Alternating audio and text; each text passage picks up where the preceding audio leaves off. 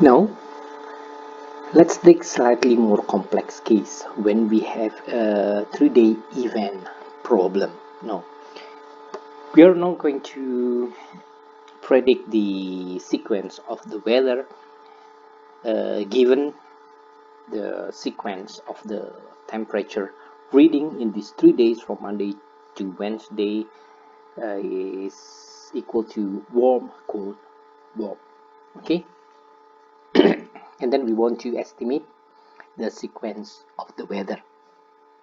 Same like before, we calculate all of the probabilities of all possible weather sequence for this 3 days. So because we have 3 days, so there are 8 possible weather sequences. We can have sunny, sunny, sunny, sunny, sunny, rainy, sunny, rainy, sunny, and so on and so forth. Then we have to calculate all of these probabilities of all of these 8 probabilities one by one, and then select the largest one as as our prediction. Let's take one example. For instance, let's try to calculate the probability of this sequence of having sunny, rainy, sunny sequence. Same like before, because in this case we assume the first day is sunny, so the initial probability will be 0.67, right? And then because the first day the observable state is warm, so the emission probability of having warm temperature given sunny weather is 80%. We put it here, and then the next day the weather in the sequence is rainy. The probability, the transition probability from sunny to rainy is 20%, and then we calculate the emission probability and so on and so forth until the last day, the third day of Wednesday. And then after that we calculate the total probability, the probability of having sunny, rainy, sunny weather, and warm, cold, warm temperature. Using the chain rule, we calculate it, and then basically what we have to do, we calculate the emission probability of having having a warm temperature given a sunny day on Wednesday, multiply by transition probability from the weather in Wednesday given of the weather in Tuesday, right, rainy to sunny, and multiply by the emission probability of having a cold temperature given a rainy weather in Tuesday, multiply by the transition probability from sunny on Monday to rainy on Tuesday, multiply again by the emission probability of warm temperature given sunny weather on Monday, and then multiply at the end by the initial probability of having a sunny day on Monday.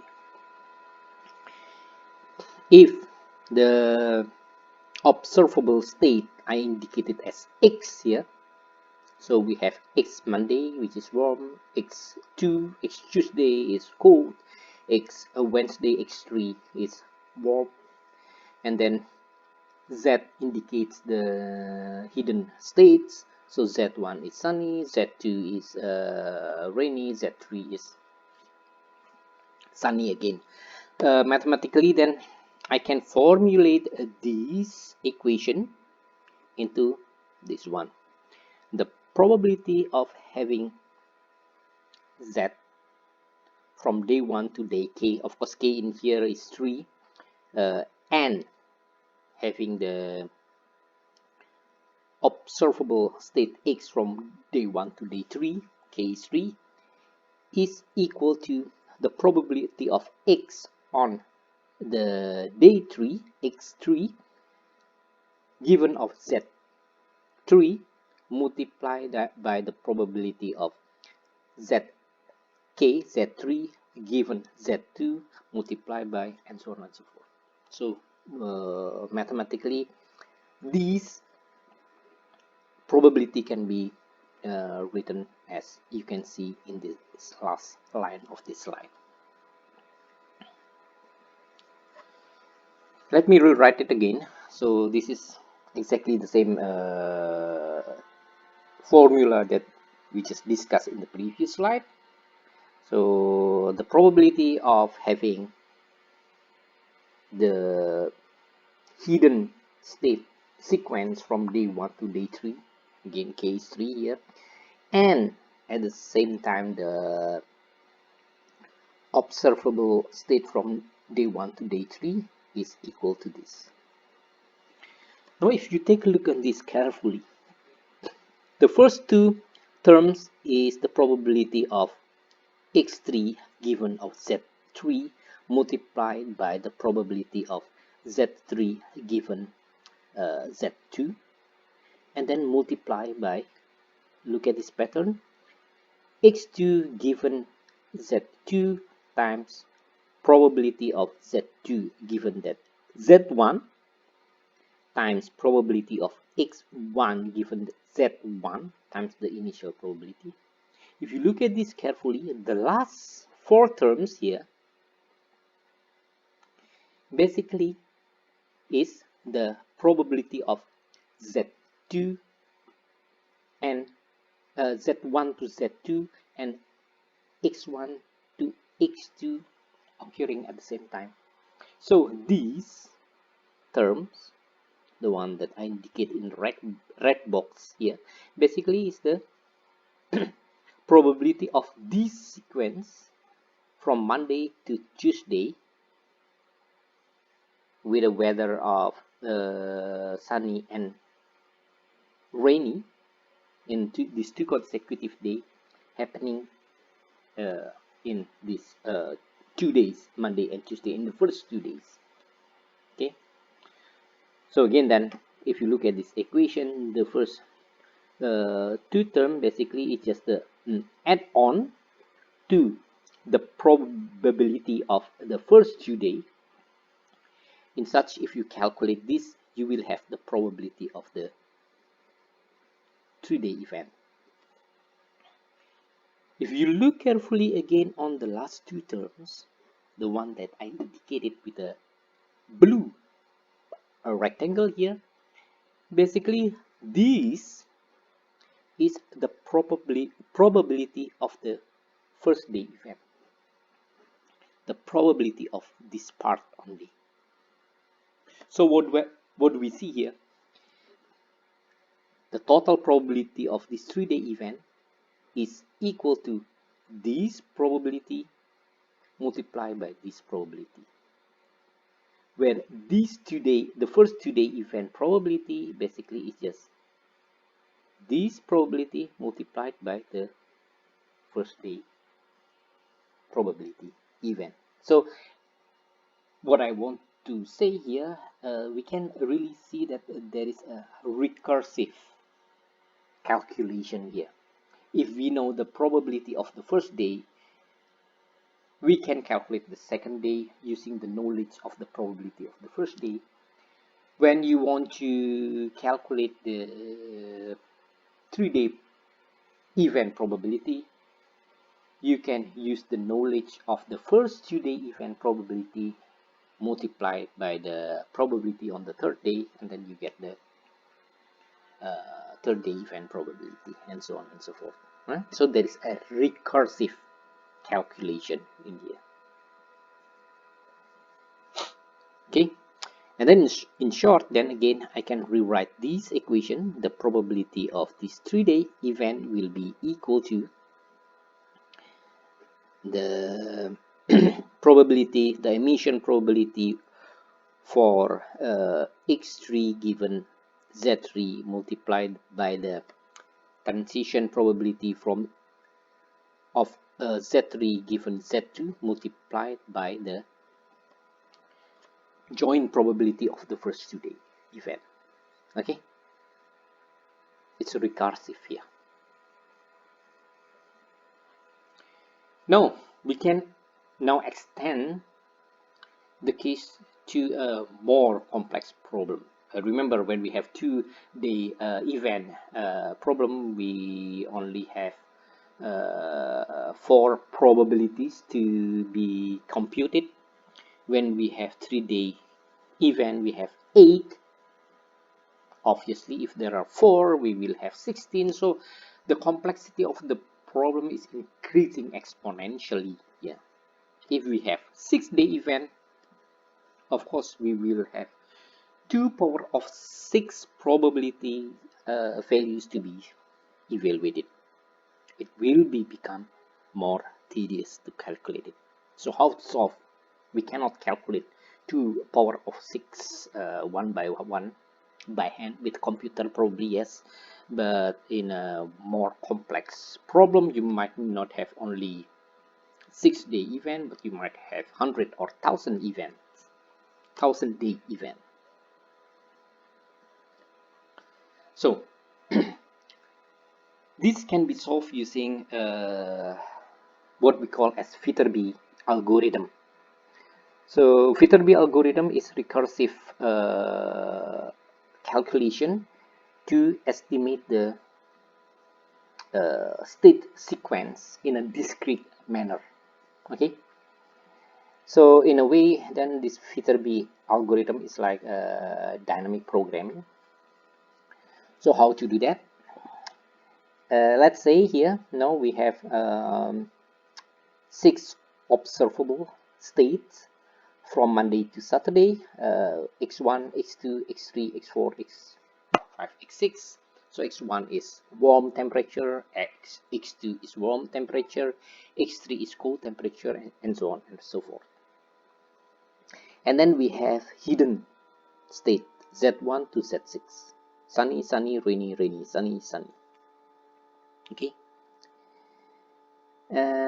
So the objective here, when we want to estimate the sequence of the hidden state here, like what we did in a 2-day event or 3-day event cases, we want to find the probability of z sequence given of x sequence where the probability is the maximum. So we want to find the objective, we want to find the sequence of z,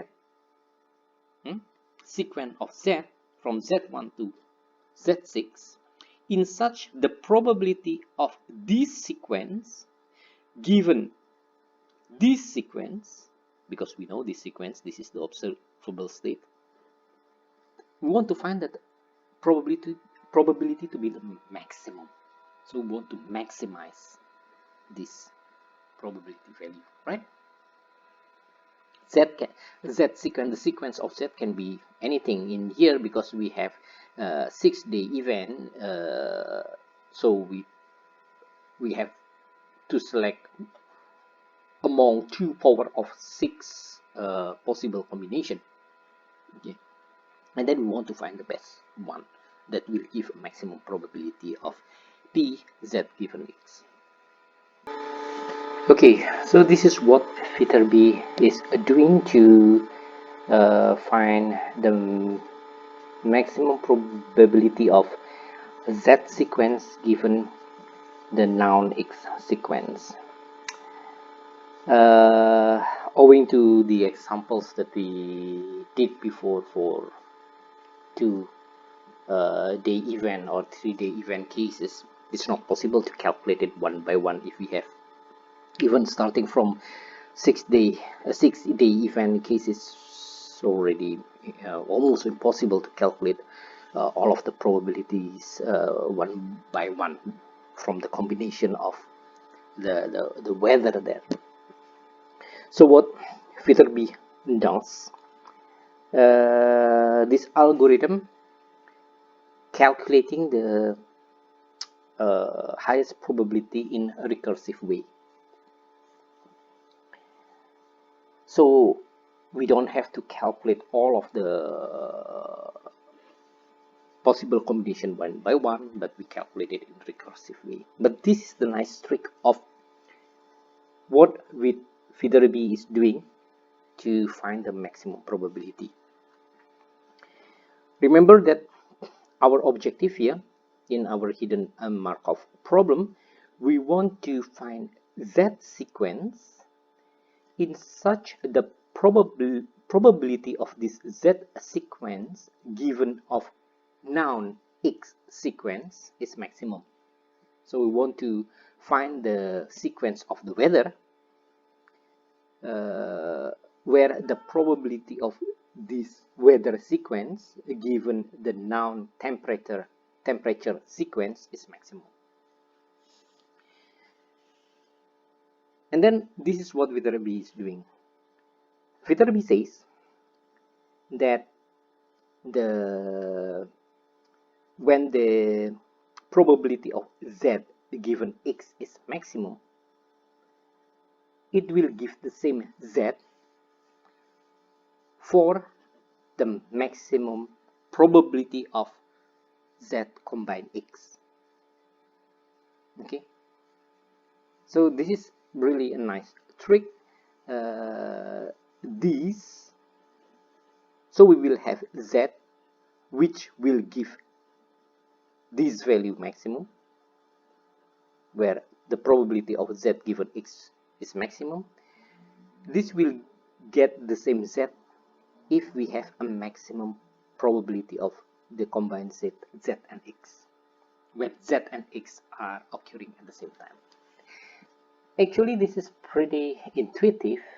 The probability of Z given X, the probability of this weather sequence given that the temperature sequence, the non-temperature sequence is maximum, will be equal when these two set of events, the Z, the hidden state, and the observable state, are happening at the same time. That's quite intuitive actually.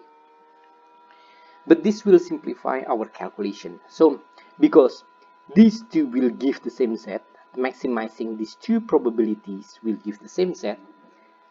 Instead, we are not going to find the maximum probability of Z given X, but we are going to find the maximum probability of Z and X when these two sequences occur at the same time. So now let's take a look on the, please recall the total sequence probability.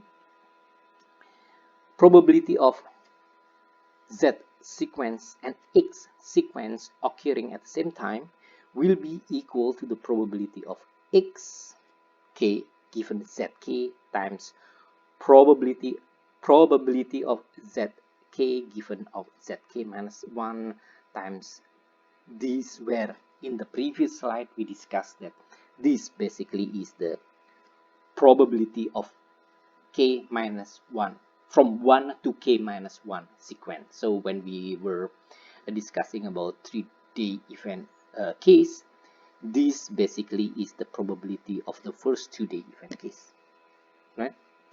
Please go back to the previous slide when we discuss about this equation. And then let's extend this equation a bit. Sorry for this. Okay, now I keep these, the first two terms remain there, but then I extend this.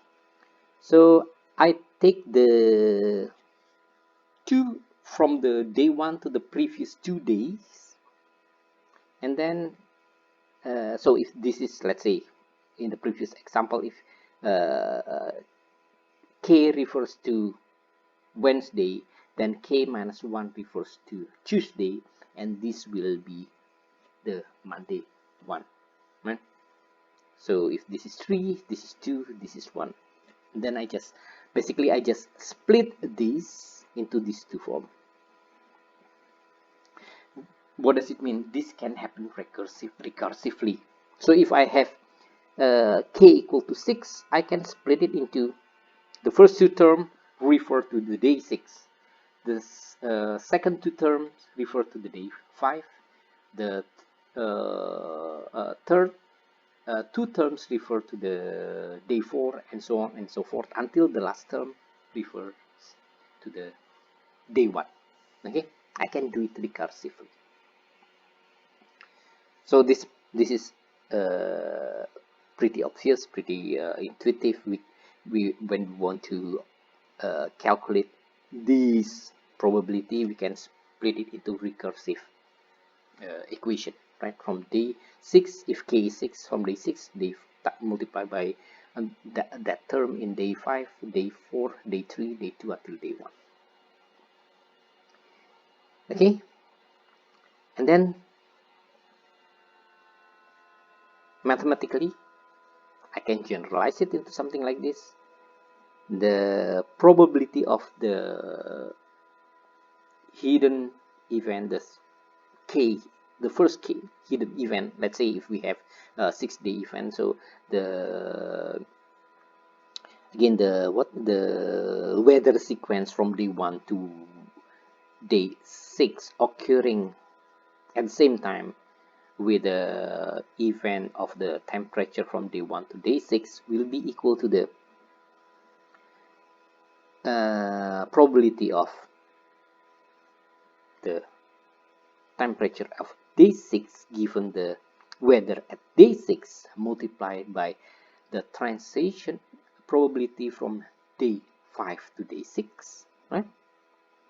And then I just multiplied recursively for day 5, day 4, day 3, day 2, day 1, like what we just discussed now. So okay, so this is the generic formulation of the probability of z and x occurring at the same time.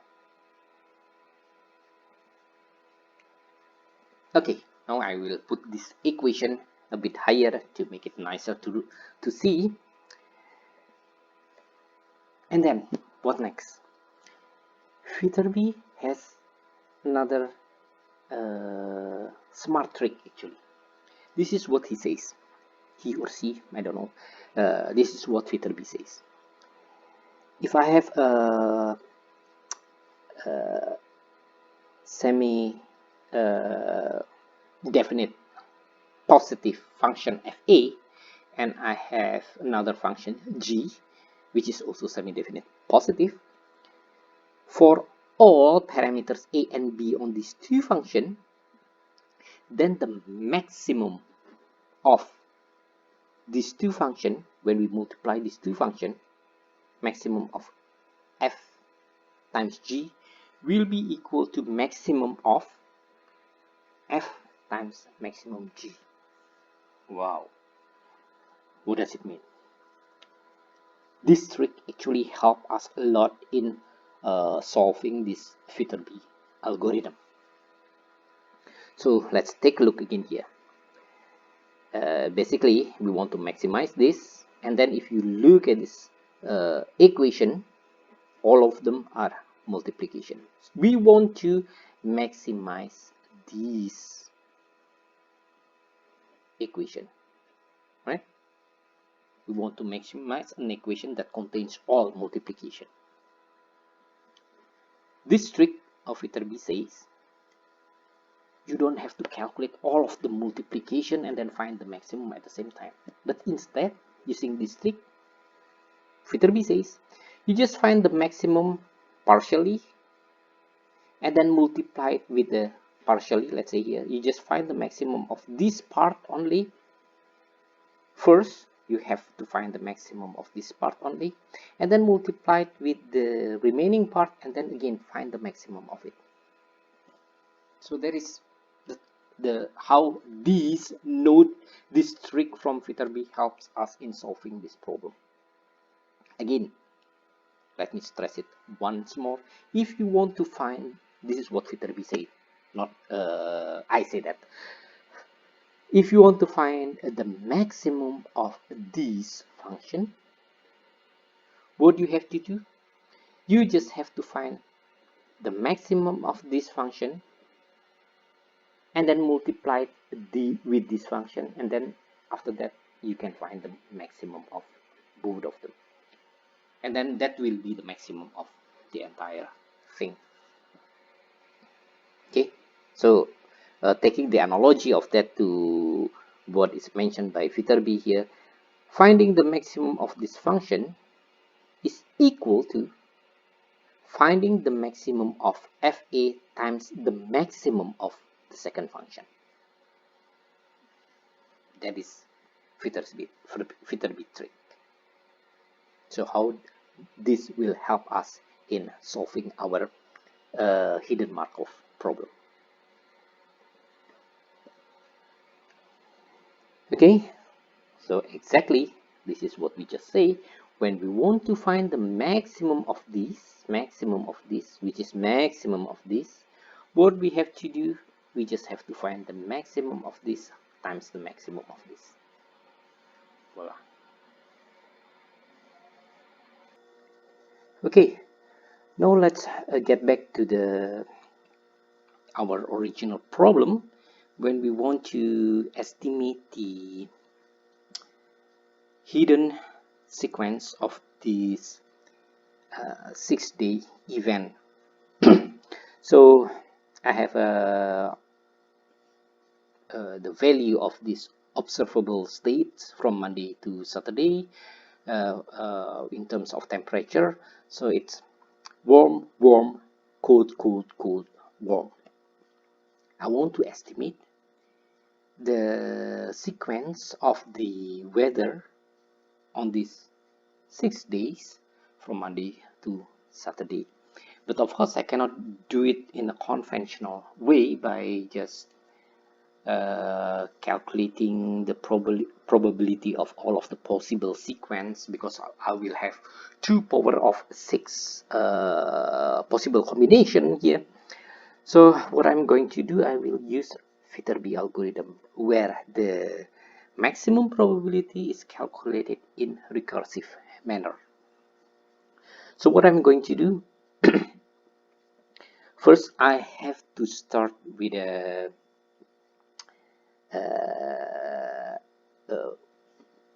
possible weather in the first day. So based on the initial probability, I will use the same values that as what we have used in the previous few discussions of 2-day and 3-day event cases. So there are 2 possible weather in the first day, in Monday, whereas the probability of having sunny in the first day is 0.67 or 67%, and the probability of having rainy in the first day on Monday is 33%. Okay, and then from there we calculate the joint probability from the initial probability and the emission probability. Since we know that we know for sure that on Monday the temperature is warm, this because temperature is the observable state, so we know the temperature. So assuming that the first day is sunny, and as we know the temperature on Monday is warm, then we can find the joint probability, which is simply equal to 0.8 times 0.67, equal to 0.533. Okay, and then there is also another possibility that the first day is rainy with initial probability of 33%. But if on Monday is rainy, and we know on Monday the temperature is warm, where the emission probability of warm temperature given the weather is rainy is 0.4, we can find the joint probability, which is equal to 0.4 times 0.33, right? 0.4 times 0.33 is equal to 0.133. So I save these two numbers, 0.533 and 0.133 over there. And then we move to the second day, Tuesday. Again, on Tuesday there are two possibilities of weather, sunny and rainy, right? Let's take a look first. Let's study first the probability when it is sunny on Tuesday. If Tuesday is sunny, this might happen based on two possibilities as well. Yesterday is sunny, or yesterday is Monday. Yesterday is sunny, or yesterday is rainy. So Tuesday, if Tuesday is sunny, this can happen with the probability the previous day is sunny or the previous day is rainy. In that case, then let's say if Monday is sunny,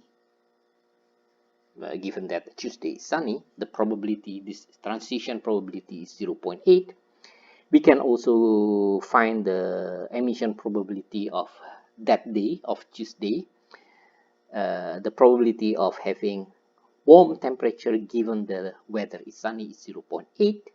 Okay, so this sequence having sunny for Monday, Tuesday, given that the temperature of Monday is and Tuesday is warm, we can calculate the probability is equal to 0.533 times 0.8, the transition probability from Monday to Tuesday, and the emission probability of warm temperature given the weather is sunny.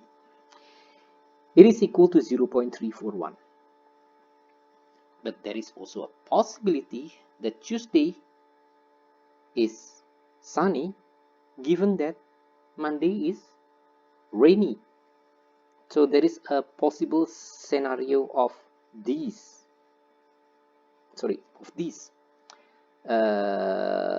Monday is rainy, Tuesday is sunny.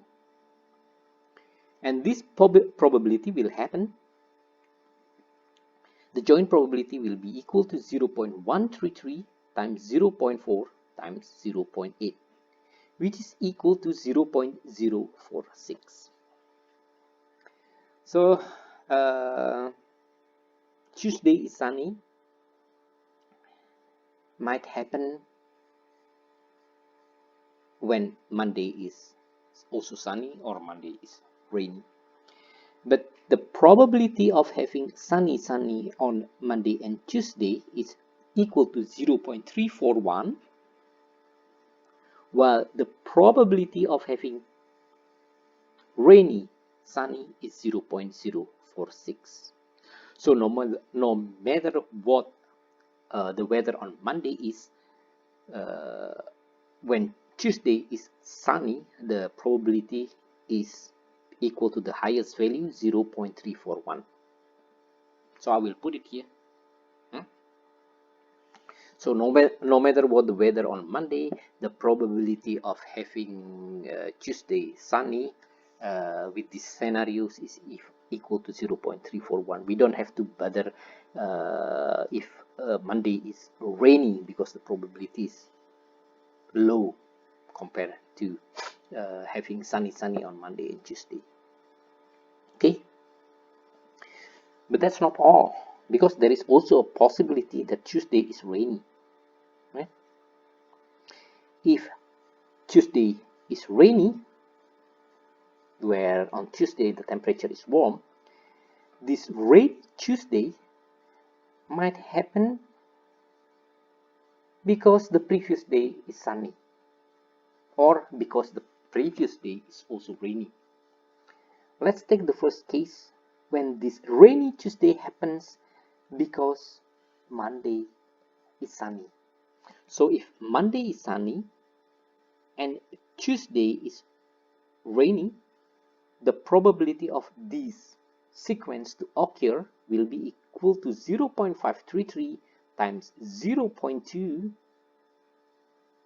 times 0.4, right? Which is equal to 0.043. Sorry. But there is also a possibility that Monday is also rainy, so rainy, rainy. If Monday is rainy and Tuesday is rainy, so the probability will be 0.133 times 0.6, which is the transition probability from rainy to rainy, times the emission probability of a warm weather given the weather is rainy, 0.4. Comparing these two, the highest probability is the first one, 0.043. That will happen when Tuesday is rainy but Monday is sunny, right? But we don't really care what happened in Monday. We just take the probability of what is really happening on Tuesday if Tuesday is rainy. So I will just take the maximum value of these two probability when Tuesday is rainy. I put it here now, 0.043. And then we move to Wednesday. There is two possibilities again on Wednesday. It can be sunny, it can be rainy, but then what we have to do in calculating the probability of sunny, we just have to take a look what is the probability of the previous day. So for this one, 0.055, we obtain this value 0.055 from this 0, because the sunny Wednesday might comes after we have sunny Tuesday or rainy Tuesday. So if Tuesday is sunny, this 0.55 is coming from 0.341 times the transition probability from sunny to sunny times the emission probability of cold weather given it is sunny. And then we compare it with the probability of having sunny day on Wednesday given that Tuesday is rainy. So the probability of having this route, rainy on Tuesday, sunny on Wednesday, is equal to 0.043 times this transition probability times this emission probability. We calculate these two, this track and this track, okay, and then we take the maximum, and then apparently the maximum value is 0.055. We put it here. We do it recursively for all other possibility. For rainy Wednesday, sunny Thursday, rainy Thursday, sunny Friday, and so on and so forth until Saturday, and then we complete all of these probability values. In this way, we do all of the calculation recursively. You then have to calculate all of the possible probability one by one, right? Okay, once we complete all of these numbers from Monday to Saturday, and then what next? You just have to pick the larger probability in every day from Monday to Saturday. So if you look at this Monday, the probability of having sunny on Monday is larger than rainy on Monday. So I will pick this one. Same thing to Tuesday, this is larger. To Wednesday, sunny is still larger, the probability. But for Thursday, there is a higher probability of having a rainy day on Thursday than sunny day. Same to Tuesday, same to Friday.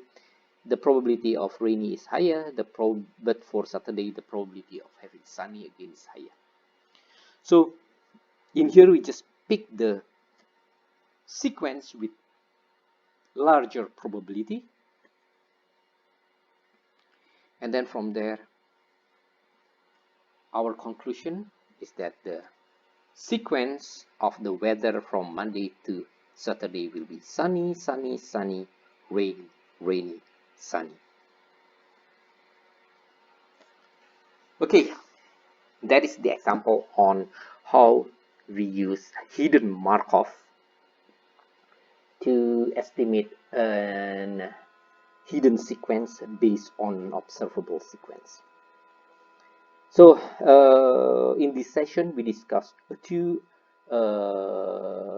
Bayesian Bayes models, naive Bayes and hidden Markov model. So what, just to summarize these two modeling approaches, what is different? In naive Bayes, we want to classify an event-based problem. Yeah. So based on a sequence, observable sequence, we want to classify whether this sequence belong to one class or another class, like what we did before in one of examples that we discussed was defining whether we will have a tennis match tournament or not. So based on the weather factors, humidity, wind, and everything, there are four, if I'm not mistaken, if I still remember well. Based on these observable states, we want to classify whether we will have a class of tennis match to be played or a class of tennis match not to be played. So this is something that we can't solve stochastically using a naive Bayes. But if we want to estimate a sequence of a hidden state based on the sequence of an observable state, we can use hidden Markov model. Okay, so these are the two models that you can use based on Bayesian rule.